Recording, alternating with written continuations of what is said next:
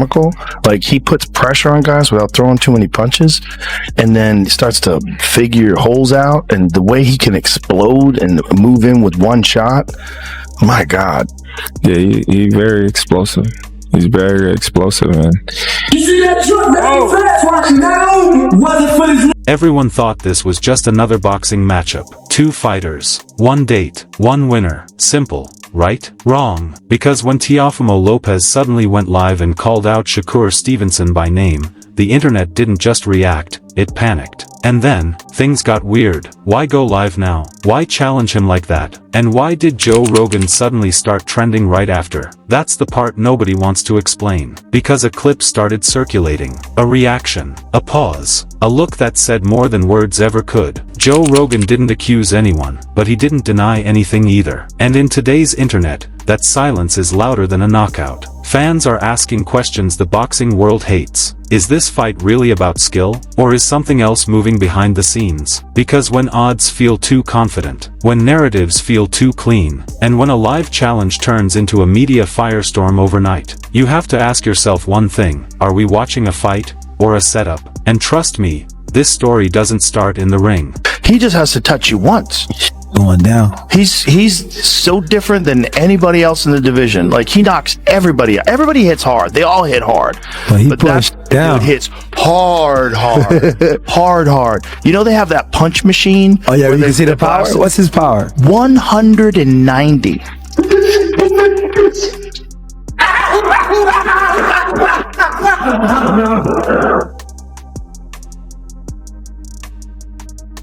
Dreaming I was that fast and I was. That's why you wake up. You should have kept dreaming fast.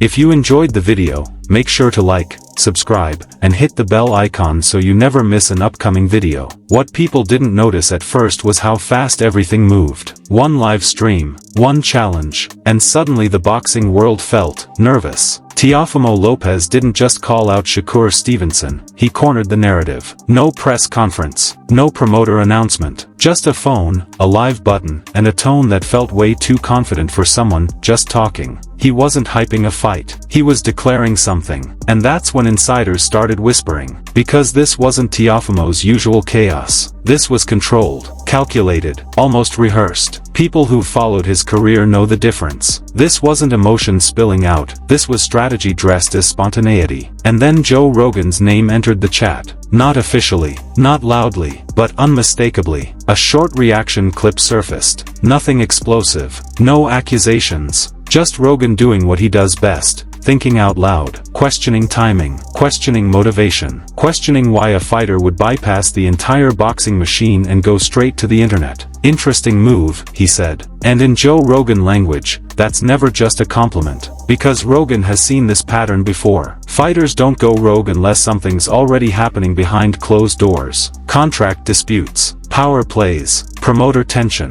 or worse, fights that are already being shaped before the public ever knows. Suddenly, old moments started resurfacing. Past interviews where Teofimo hinted he was tired of being managed. Clips where Shakur talked about industry games. And forgotten podcasts where fighters warned that boxing politics decides outcomes long before the bell rings. Coincidence? Or build-up? Fans noticed something else too. Shakur didn't respond immediately. No clap back. No counter-challenge. Just silence. And in combat sports, silence is never neutral. It's either confidence or calculation. Meanwhile, betting odds began shifting, subtly at first. Not enough to trend, just enough for sharp eyes to notice. Analysts brushed it off as market correction, but longtime bettors knew better. When numbers move before news breaks, it usually means someone knows something. And then came the leaks. Anonymous DMs started floating around boxing Twitter. Screenshots claiming private meetings. Unverified claims of last-minute clauses. A rumored disagreement over weight, glove selection,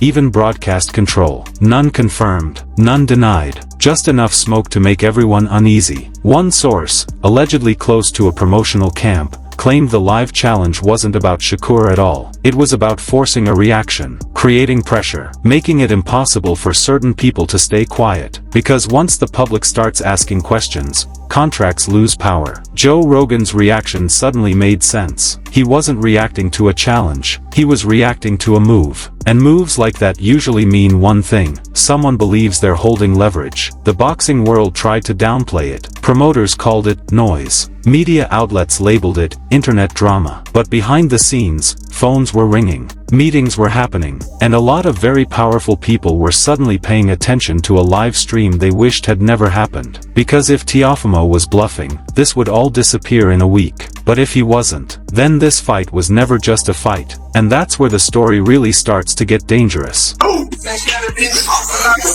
With the phone in my hand.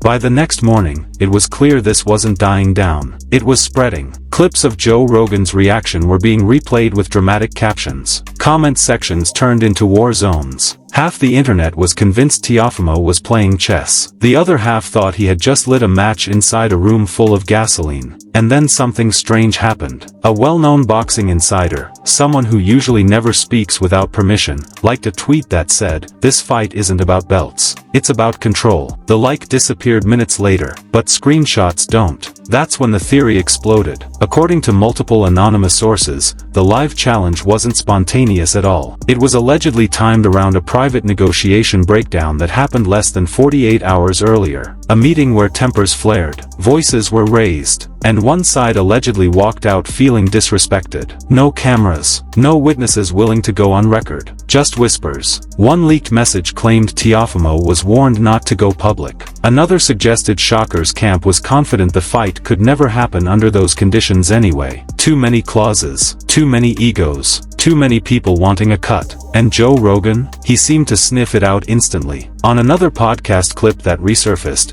Rogan once said, "When fighters start talking directly to fans, it usually means they're done playing the middleman's game." At the time, nobody cared. Now, that line felt prophetic. Fans started connecting dots that promoters hoped would stay disconnected. Why did Teofimo mention timing so aggressively? Why did Shakur's usual online presence suddenly go quiet? And why were certain media outlets clearly avoiding the story altogether? One boxing journalist anonymously admitted in a forum thread that editors were encouraged to slow coverage until things became clearer. Clearer for who, exactly? Meanwhile, a supposed insider claimed that sponsors were already nervous. Not because of the challenge, but because of what could come next. When fighters bypass the system, brands lose predictability. And unpredictability is bad for business. That's when rumors took a darker turn. Some fans speculated about arbitration. Others whispered about hidden rematch obligations. One especially viral post claimed there was a clause that punished public callouts with automatic delays. Again,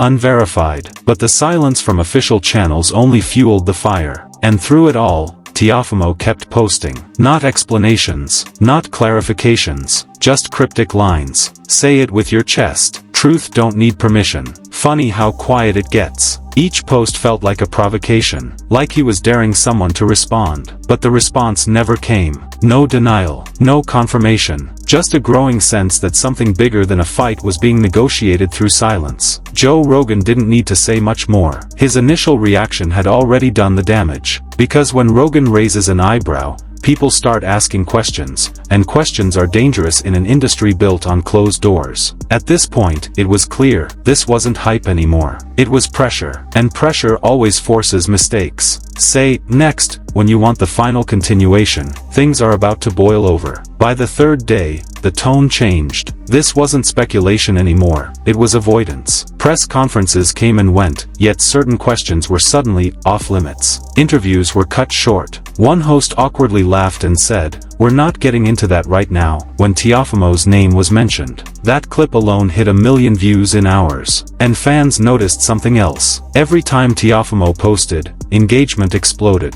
Every time Shakur's camp spoke, it felt rehearsed. Too clean, too careful. That's when an old Joe Rogan moment resurfaced again, this time from years back, where he said, "The most dangerous thing in combat sports isn't a punch. It's contracts people don't understand." Back then, it sounded like wisdom. Now, it felt like a warning. Anonymous accounts started claiming that if this fight happened the way Teofimo wanted, it would break a precedent. Fighters talking directly. Fighters applying public pressure. Fighters exposing the machinery instead of pretending it doesn't exist. One viral thread claimed a major decision maker allegedly said, "If we let this happen once, everyone will try it." Again, no names. But the fear felt real. Then came the strangest detail of all. A respected boxing analyst quietly edited an old article. The original version called Shakur, the safest investment in boxing. The updated version removed that line entirely. No explanation. No correction note. Why change it now? Fans started asking the question nobody wanted to answer out loud. What if this fight isn't being delayed because it's risky, but because it's uncontrollable? Teofimo didn't sound like someone chasing a belt anymore. He sounded like someone challenging a system.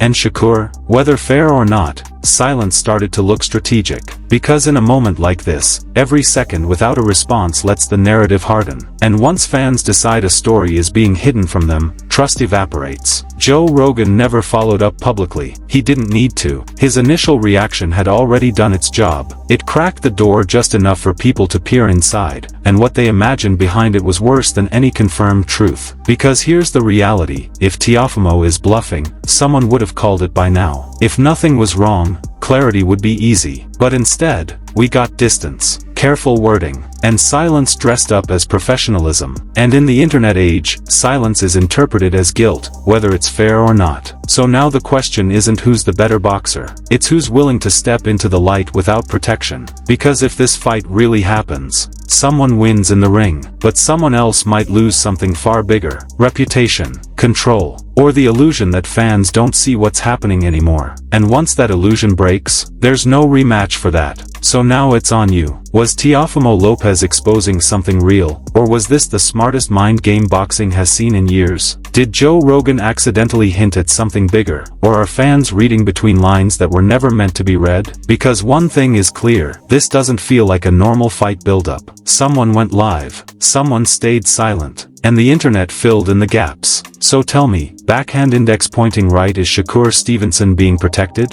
Backhand index pointing right, or is Teofimo Lopez creating chaos to force the fight? Backhand index pointing right, and if this fight happens, who cracks first under pressure? Drop your real opinion in the comments. No safe answers, no fence sitting. If you think there's more to this story than what we're being told, hit like so this reaches more people. Subscribe if you want these stories before they disappear. Because in boxing, the truth doesn't always come from the ring. Sometimes it leaks out in silence. And we're watching it happen, live.